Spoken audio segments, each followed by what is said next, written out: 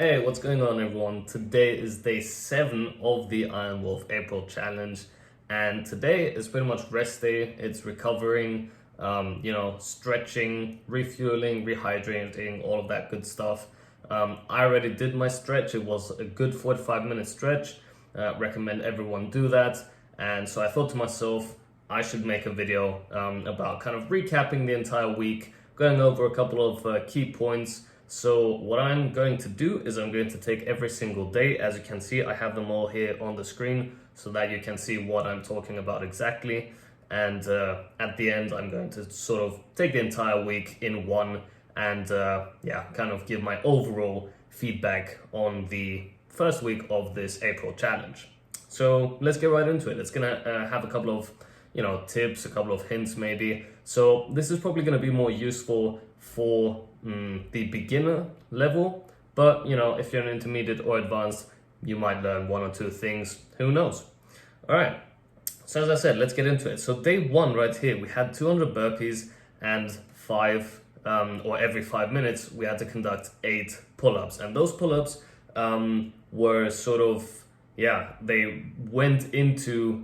factored into the 5 minutes. So for me, this one wasn't as tough in terms of high rep, because 200 burpees for me is relatively okay. So I felt like I was able to do another 100, maybe 150 more. So, but what was very nice about this is that you had this 5-minute factor. So you had to kind of, really rush it so that you don't have to do too many pull-ups and then fatigue even faster, because the more pull-ups you have to do, the less burpees you're doing, the more pull-ups you have to do. Does that make sense? So you're doing a higher volume if you do the burpees slower, but you still want to, so the thing is, you want to pace yourself, but you don't want to rush it so that your form deteriorates. You really want to make sure your form is spot on, and you want to pace yourself so that you do as few pull-ups as possible, because they are going to make you, they're going to fatigue you. So after that, we had a 30-minute maximum distance run, and for me, I have not been running. I honestly don't run a lot, and so this was tiring for me. I managed to do a total of 5 kilometers, which, for me, that's a good time. But I know that 30 minutes for 5 kilometers isn't exactly great. That's about 10 point something kilometers per hour, I believe. Or no, it's exactly 10. So it's exactly 10 per hour. So, it's not great, but I'm working on it now that we have a lot of running to do. So, day 1, pretty good. But as I said, you want to pace yourself, right? Make sure that you find a consistent pace. So say you're able to do 50 burpees in those 5 minutes. Make sure that in the next round you're also able to do 50, right? Don't do 50 and then next round you're doing 25. Make sure you start and finish with the same number. All right, moving on to day 2, which was a Tuesday. We had 4 rounds of the following: 25 push-ups, drop squats, dips, lunges each leg, so that's 50 each leg. Then we had 4 count flutter kicks, and finally the burpees. Now for me, I was aiming to go for 8 minutes per round. That didn't exactly work out. I went for around, I think it was 9 minutes, 12 seconds, something like that. So, I didn't achieve my goal of 8 minutes, but it's not like I'm exactly disappointed about it.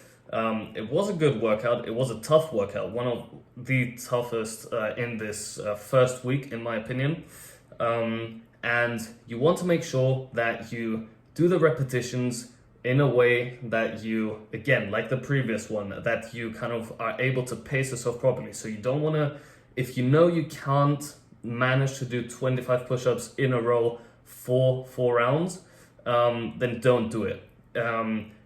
Do something that you can do for the entirety of the workout. So if you want to split it, doing 5 sets of 5 push-ups, so that you accumulate 25 push-ups and do that for 4 rounds, then do that. But don't go all out in round 1 and then all of a sudden you're just sitting there waiting and you're fatigued already and stuff. So kind of try and find the right pace. And for me, I knew that the dips were a problem, and I know for many other people the dips were a problem as well. So I knew I had to split it from the beginning.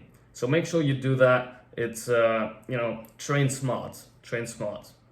All right, that's pretty much all I have to say about this day. The rest is just, burpees. We're all professionals at burpees at this point, so not much to say about that.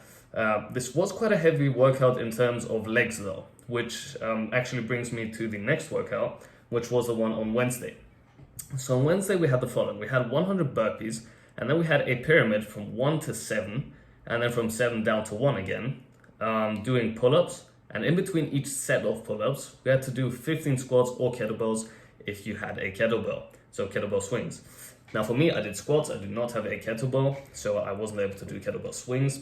In any case, so we had that, and then after that, we had a 30-minute max distance run, and then after the max distance run, we had 100 burpees again. So this day for me was the most exhausting day probably. And I know many will disagree. I think many believe that the Tuesday was the most exhausting one, which, fair point. Everyone has their own opinion, and, the way you train obviously differentiates from others. But for me, Wednesday was tiring, and I'll tell you why. So it wasn't necessarily the pyramid which got me exhausted. It was more after the 100 first burpees and after the pyramid, it was the running that got to me, because the previous day was heavy on legs, and then this one was heavy on legs as well, because between each set of the pull-ups you had to do squats, right? So you do 1 pull-up, 15 squats, 2 pull-ups, 15 squats. That's a lot of squats. It's a big number of reps. So that kind of got to me, and then my legs felt really heavy, and when I was running, it was exhausting to say the least. And I also had blisters from day 1, which just made everything much worse. And so, the run was not fun at all. I managed about 4.86 kilometers, I think, which was a bit less than the first day, but that's fine. And then we closed it out with 100 burpees, which, I was fine. I went a bit slower than in the first 100 burpees, so I did 50 in a row, and then I did 5 sets of 10 with a small break, about an 8-second break in between. Nevertheless, it was a break, and you want to try and pace yourself just like in the first round. Alright, then we've got day 4, which was the Thursday, where we had 60, 40, 20, 8-count burpees as well as squats. Now, for me, this one wasn't as difficult because I'm used to doing, high repetition, high volume. So it was a total of 128 counts. And what I liked about this is the fact that it was 8 counts. It wasn't just 2 pumps. So you had to count every single step of the way of the burpee. And then you had the squats in between. It was a nice little, break from, using your arm muscles, your triceps, your biceps and everything. So it was a nice break. And I felt like this one was probably the second easiest routine in this whole sort of first week. Not that it was easy, nothing here is easy, but it was one of the easiest. Then we've got day 5, which was a Friday. And this one, in my opinion, was the simplest one. And I'll tell you why. So it's 7 rounds of 5 pull-ups, 10 dips, 5 chin-ups, 5 Navy SEALs, and 15 sit-ups. Now, I'm surprised that it only has 5 Navy SEALs. I was expecting something like 10 Navy SEALs or 50 Navy SEALs, simply because it's burpees and we're so used to burpees. So for me, I was able to cycle through these really fast. And what I found really good about this workout was the fact that the sit-ups were at the end. So they gave you a break from all of the arm work. You were targeting your core, obviously. And so you had like a short rest. You were able to recover in order to do those 5 pull-ups consecutively again. The dips I was also able to do consecutively, not like in day 1, I believe it was, where I wasn't able to do them consecutively. But this time that was good. Then the only thing I broke up were the chin-ups. I'm not sure why. I don't have the, kind of the power, I guess, yet to do the chin-ups consecutively. So I split them up in 3 and 2. Wasn't a big split, but nevertheless, it was a split. This workout took me around, I believe, 20 minutes if I'm not mistaken, and then also a 30-minute max distance run, bringing the total to around 50 minutes to 1 hour, which is totally okay. And for the run, I managed 5.1k, I believe, so a bit more than the previous day. Then we have, this one, which was on Saturday, day 6. this one was by far my favorite routine and one that I will be doing again. But it is important that you, again, I say this all the time, but it's very clinical that you know how to pace yourself. So I actually sort of explained this towards the end of one of my other videos, which I did, so actually on this one.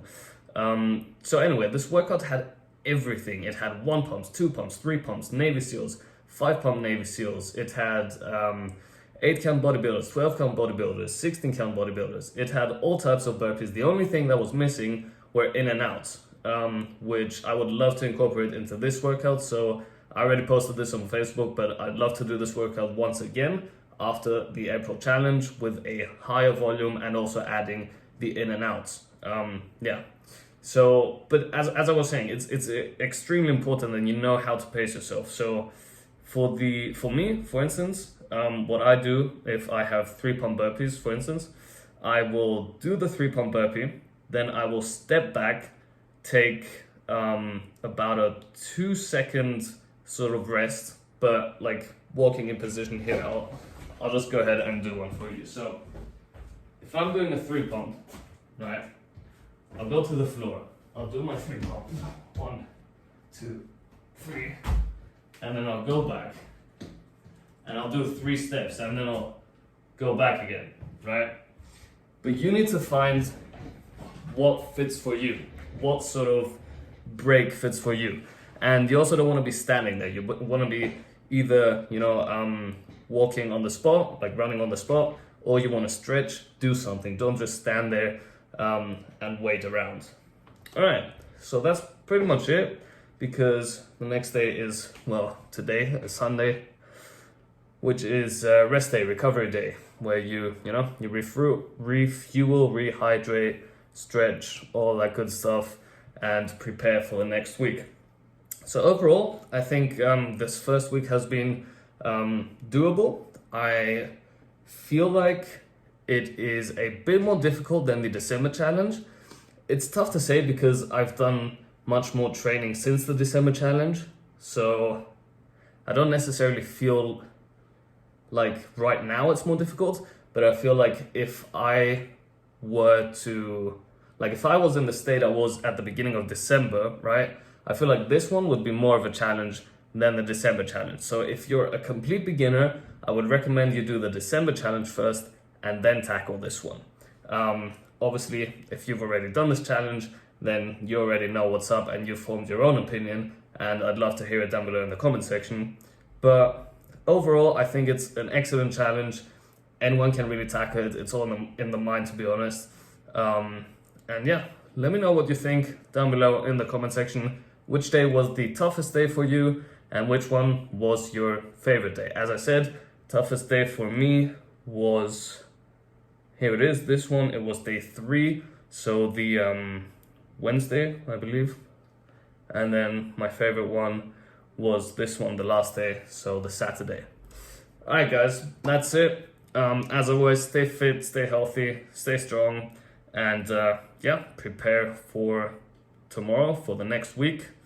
Be ready, because it's going to be a difficult one, and I will be posting very likely another review on the second week if you enjoyed this video. Alright, that said, have a nice day, and I'll see you tomorrow.